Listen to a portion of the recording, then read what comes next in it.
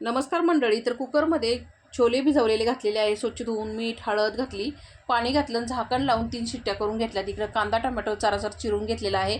कढईमध्ये तेल गरम करून त्याच्यामध्ये कांदा टोमॅटो चांगला सॉफ्ट होईपर्यंत आपल्याला परतून घ्यायचा आहे.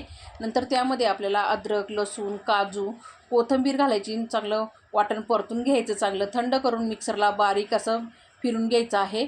आता इकडं मी एका बाउलमध्ये 3 चमचे दही घेतले, घरगुती मसाला, लाल काश्मीरी मिरची पावडर, धना पावडर, गरम मसाला, हळद घालून मस्त मिक्स करून घेतले. आता कढईमध्ये परत तेल गरम करून त्याच्यामध्ये जिरा टाकला आहे आणि आपण बनवलेली प्युरी टाकली. मस्त तेल सेपरेट होईपर्यंत परतून घेतली. वाटलेलं वाटण घातलं, परत चांगलं परतून घेतलं. याच्यामध्ये थोडंसं पाणी घालून वाटण चांगलं तेल सेपरेट होईपर्यंत परतून घेतलं. शिजवलेले छोले पाण्यासोबत टाकलेले आहे. मिक्स करून चवीपुरतं मीठ आणि कोथिंबीर टाकली. तयार झाली झणझणीत छोल्याची ग्रेव्ही. इकडं आपल्या ऑर्डरच्या तांदळाच्या भाकरी पण रेडी झालेल्या आहेत, एकदम मऊ लुसलुशीत. चला भेटूया पुढच्या व्हिडिओमध्ये. धन्यवाद.